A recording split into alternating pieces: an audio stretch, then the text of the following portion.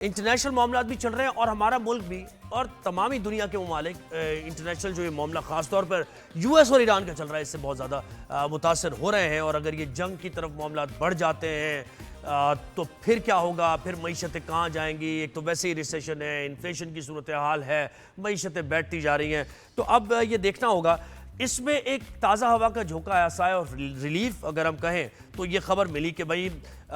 Iran पर हमले अभी रोके हैं अमेरिकी सदर डोनाल्ड ट्रंप ने और उन्होंने बताया कि ईरान के साथ मुज़ाकरात आज दोपहर से शुरू हो जाएंगे। और ये मुज़ाकरात वही जो एक फ्रेमवर्क बनाया गया है, वो जो एक अंडरस्टैंडिंग है, मेमोरेंडम अंडरस्टैंडिंग MOU के तहत, उसके तहत ये मुज़ाकरात होंगे। फिर डोनाल्ड ट्रंप ने कहा है कि ये राब्ते मुज़ाकराती फ्रेमवर्क के तहत हो रहे हैं और ये जो मैंने हमले रोके हैं,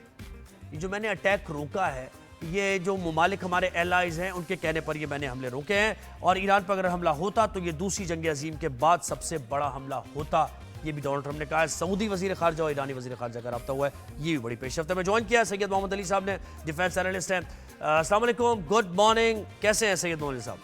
जी वालेकुम सलाम, वेरी गुड मॉर्निंग, अल्हम्दुलिल्लाह। आप सुनाइए, आप खैरियत से? बिल्कुल ठीक ठाक, बिल्कुल ठीक ठाक। जनाब बताइए कहाँ से इस बात का आगाज़ किया जाए। आज दोपहर से मुज़ाकरात शुरू हो रहे हैं, MOU के तहत जो फ्रेमवर्क बनाया गया था उसके तहत हो रहे हैं। खुशाइन बात है और इसमें से कुछ निकलेगा या नहीं निकलेगा या फिर हमले शुरू हो जाएंगे, आप क्या समझते हैं? जी मैं तो काफ़ी पुरुमीद हूँ और उसकी 3-4 वजूहात मैं आपसे शेयर कर देता हूँ। सबसे बड़ी बात यह है कि कल जो वली अहद हैं सऊदी अरब के MPZ, उन्होंने सदर ट्रंप से बात की है और उन पे ज़ोर दिया है कि वो मुज़ाकरात की जानिब वापस आएँ और जो मज़ीद हमले हैं ईरान के ख़िलाफ़ वो रोके जाएँ। और ये बड़ी इम्पॉर्टेंट हाईएस्ट लेवल की फ़ोन कॉल और रब्ता था सऊदी अरब का अमेरिका पे को कायल करने की कोशिश के लिए कि मज़ीद कशीदगी जो है उससे इस खित्ते को रोका जाए। और इससे कबल ईरान, जिस तरह आपने भी बताया, और सऊदी अरब के वज़राए ख़ारजा के दरमियान भी रब्ते हुए और यूँ लगता है कि सऊदी अरब ने यकीन दिलाया है ईरान को कि वो अपना सुरसूख अमेरिका के हवाले से भी इस्तेमाल करेगा कि अमेरिका को कायल किया जाए कि मुज़ाकरात दोबारा शुरू किए जाएं। और उसके नतीजे में फिर आपने देखा कि सदर ट्रंप ने भी इस बात का ऐलान किया कि आज से मुज़ाकरात शुरू होंगे। तो मैं समझता हूँ ये अरब ममालिक की तरफ से सऊदी क़यादत की जानिब से जो अमेरिका को कायल करने की कोशिश है, ये बड़ी इम्पॉर्टेंट है। और पाकिस्तान और क़तर की जो कोशिशें हैं वो मुसलसल जारी हैं। और अब मैं तवक्को करता हूँ कि देखें, क्योंकि बतदरीज कशीदगी और झड़पें तो चलती रही हैं, लेकिन बतदरीज आप देखें अमेरिका में ख़ुसूसी तौर पे ये सोच पैदा हो रही है कि मज़ीद जो तशद्दुद और जो तबाही है उसका कोई फ़ायदा नहीं है। और आपको याद होगा कि चंद दिन कबल अमेरिका के आला तरीन एक फ़ौजी जनरल ने भी इस बात का हवाला दिया था कि अगर जंग मज़ीद फैलती है तो शायद अमेरिका जो है वो इसराइल की जो सिक्योरिटी के हवाले से तवक्कुआत हैं वो पूरी ना कर सके। तो ये वाज़े इशारे ज़ाहिर करते हैं कि ख़ुद अमरीकी जो फ़ौजी क़यादत है वो भी ये समझती है कि अब बतदरीज इस जंग को ख़त्म किया जाए और अब शुरू से ये बात कर रहे थे, आपसे भी ये बात होती रहती थी कि सऊदी अरब का इसमें बहुत बड़ा किरदार है। और शुरुआत में तो खैर सऊदी अरब ज़रा बैक फुट पर ही रहा, लेकिन अब काफ़ी मुतारिक है। लेकिन इसमें सर ये बात सामने आ गई कि सऊदी अरब ये चाहता है कि कोएग्जिस्टेंस हो, ईरान भी रहे इस खित्ते में, हम भी रहें, लेकिन ईरान अपने डोमेन में रहे। अगर ईरान को फ्री रन मिल जाता है तो फिर उसको खतरा आता है, अगर डोमेन में रहता है तो सही है, वर्किंग यानी हर चीज़ ताल्लुकात भी बेहतर हों, बरादर। ऐसा ही है सर? देखिए मैं समझता हूँ कि जो सऊदी क़यादत है उसने बड़े बुर्दबारी, तहम्मुल और दानिशमंदी का मुजाहरा किया है कि उसके ख़िलाफ़ भी जो हमले किए गए उसका उन्होंने बराह रास्त ईरान के ख़िलाफ़ जवाब नहीं दिया और अपनी जो जवाबी कार्रवाइयाँ हैं उनको बड़ा महदूद रखा है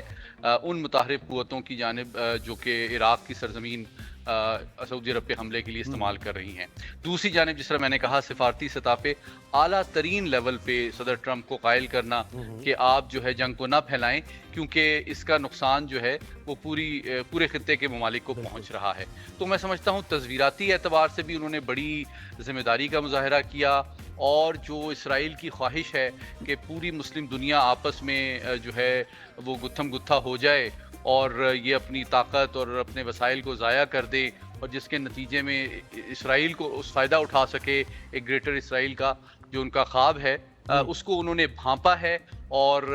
پاکستان نے جس طرح ایران کو قائل کرنے کی کوشش کی ہے اور سعودی عرب نے جس طرح امریکہ کو قائل کرنے کی کوشش کی ہے، تو یوں لگتا ہے کہ اس کا اثر ہوا ہے، اور سعودی دانشمندی اور جو ان کا صبر و تحمل ہے وہ بھی قابل قدر ہے، جی اور میں سمجھتا ہوں اس کے نتیجے میں ایران کو بھی قائل کرنے میں مدد ملے گی کہ اگر امریکی اور اسرائیلی حملے رک جاتے ہیں تو ایران بھی زیادہ امکانات ہیں کہ وہ مذاکرات میں مذاکرات میں پیش رفت ظاہر اچھا، کر جب سکے۔ مذاکرات میں پیش رفت ہوگی تو اس میں ڈونلڈ ٹرمپ نے بھی اس کا اظہار کیا کہ نیوکلیئر ڈیل کی طرف بھی ہم بڑھیں گے، اب نیوکلیئر ایسٹ جو ہیں اس سے متعلق بھی ایران کو کچھ نہ کچھ ظاہر بتانا پڑے گا، ہمیں کانفیڈنس میں لینا پڑے گا یا رول بیک کرنا پڑے گا، جو کچھ بھی ہے، اور اس کے ساتھ ساتھ اسٹریٹ آف ہارمز بھی۔ تو دوبارہ گھوم کے صورتحال ابھی 1 ڈیڑھ مہینے کے بعد پھر نیوکلیئر کی طرف آ گئی اور وہی پیوٹل پوائنٹ تھا۔ دیکھیے، میں سمجھتا ہوں کہ جو اس وقت دیرپا امن کا مشرق وسطیٰ میں قیام ہے، یہ چاروں معاملات سے بیک وقت ہمہ جہت انداز میں جڑا ہوا ہے۔ اس میں دیرپا امریکہ اور اسرائیل کی جانب سے ایران کے خلاف جنگ بندی کی گارنٹی بھی شامل ہے، اس میں جو آبنائے ہرمز ہے اس میں جو پرامن تجارتی جو آمد و رفت ہے اس کا جاری رہنا بھی ثابت ہے، اس میں ایران کے ایٹمی یہ کمٹمنٹ کہ وہ ایٹمی ہتھیار نہیں بنائے گا وہ بھی شامل ہے، اس میں لبنان میں دیرپا جنگ بندی بھی شامل ہے، اور کسی حد تک شاید جو مالی اثاثے ایران کے منجمد ہیں اس پہ نظر ثانی بھی شامل ہے۔ تو میں سمجھتا ہوں سب سے امپورٹنٹ جو کامیابی جو ہے وہ یہ ہے، اور پر امید جو بات میں دیکھ رہا ہوں وہ یہ ہے کہ دوبارہ سے مذاکرات کا سلسلہ شروع ہو رہا ہے، اور دیرپا جنگ بندی کی خواہش جو ہے اس کا اظہار کیا جا رہا ہے، اور یہ اور جنگ بندی پہ زور دیا جا رہا ہے۔ لیکن جو باقی پیچیدہ ممالک ہیں، میں توقع کرتا ہوں کہ بتدریج ان میں بھی پیش رفت سامنے آئے گی، لیکن ان کے دیرپا اور فیصلہ کن حل میں وقت لگ سکتا ہے۔ اور یہ جو حماس اور حزب اللہ کا معاملہ ہے، اس کو جس طریقے سے ٹیکل کر رہا ہے یو ایس، اور تھوڑا سا دونوں کو ذرا ڈسٹنس کرنے کی کوشش کی جا رہی ہے کہ حزب اللہ کے معاملات الگ طریقے سے دیکھے جا رہے ہیں، حماس کو پھر بھی کانفیڈنس میں لے کے کہا جا رہا ہے کہ بھائی آپ ہتھیار اگر پھینک دیں تو آپ پھر غزہ سے بھی نکل جائے گی اسرائیلی فورسز، پھر ایک مینجمنٹ سنبھالے گی ٹیکنوکریٹ گورنمنٹ۔ تو اس حکمت عملی کو کیسے دیکھ رہے ہیں آپ؟ دیکھیے، مطلب یہ خوشائند بات ہے کہ جو غزہ ہے وہاں بھی دیرپا امن کی کوششیں جاری ہیں، اور آپ نے دیکھا پاکستان، سعودی عرب نے بھی ان کوششوں کو سراہا ہے اور ان کی تائید کی ہے۔ تو بنیادی بات یہ ہے کہ دیکھیں، تشدد کے ذریعے سے آزادی اور خود مختاری اور انسانی حقوق کی ابھی تک جو ہے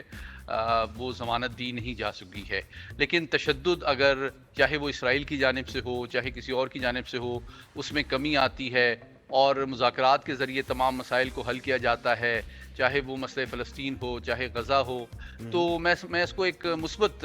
پیش رفت سمجھتا ہوں۔ لیکن یہ پیچیدہ معاملات ہیں، اور توقع یہ ہے کہ اگر یہ مذاکراتی عمل جاری رہا اور امن جو ہے وہ دیرپا انداز میں قائم رہا، تو بتدریج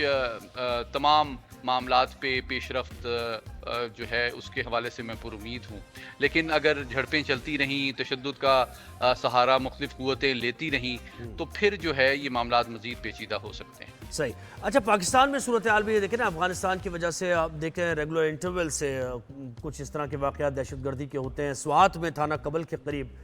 خودکش حملہ ہوا، اس میں پولیس اہلکاروں نے بھی جام شہادت نوش کیا، سویلینز نے بھی جام شہادت نوش کیا۔ یہ مجھے بتائیں کہ یہ حملے کب تک رک سکتے ہیں، اور اس کے یہ کتنے پیچیدہ ہیں؟ اس کے خلاف کارروائیاں، ان کے سلیپر سیلز کو ختم کرنا، ان کے نیٹ ورک کو انرتھ کرنا، ختم کرنا، عزم کا اظہار کیا جا رہا ہے، لیکن کہاں ایکپس کہاں پر ہیں؟ دیکھیے، میں سمجھتا ہوں کہ جو سب سے بڑی دو رکاوٹیں جو ہیں دیرپا امن میں اور دہشت گردی کے فیصلہ کن خاتمے میں، ایک تو افغان سرزمین سے بدستور اور مسلسل جو ہے جو دہشت گرد تنظیموں کی سرپرستی ہے، وہ ایک بہت بڑا ایک حقیقت ہے جس کا اعتراف امریکہ، ایران، چین، روس اور دیگر عالمی برادری، اقوام متحدہ بھی کرتا ہے، کیونکہ یہ ان کی بدقسمتی سے ایک کوتاہ نظری پر مبنی پالیسی ہے کہ انہوں نے ایک ذمہ دار ریاست کے بجائے اپنے ملک کے عوام کے مسائل حل کرنے کے بجائے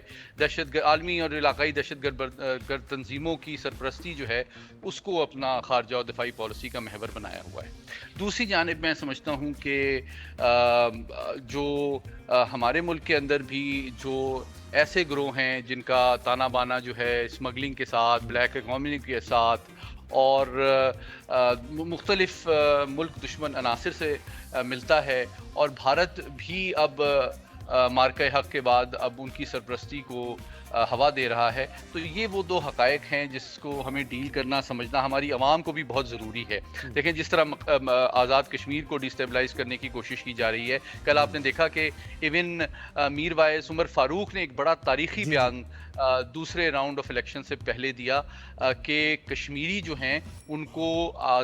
ووٹ کے حق سے محروم نہیں کیا جا سکتا. تو یہ بڑا اہم اور بروقت بیان ہے کہ کشمیری چاہے اس پار کے ہوں یا اس پار کے ہوں، ووٹ کا حق جو ہے یقینی طور پہ جو ہے اس کی ضمانت دینا ضروری ہے. تو اگر کوئی بالکل ابو جعفر رابطہ منقطع ہوا. بہت شکریہ سید مولوی صاحب، آپ نے وقت دیا ہمیں.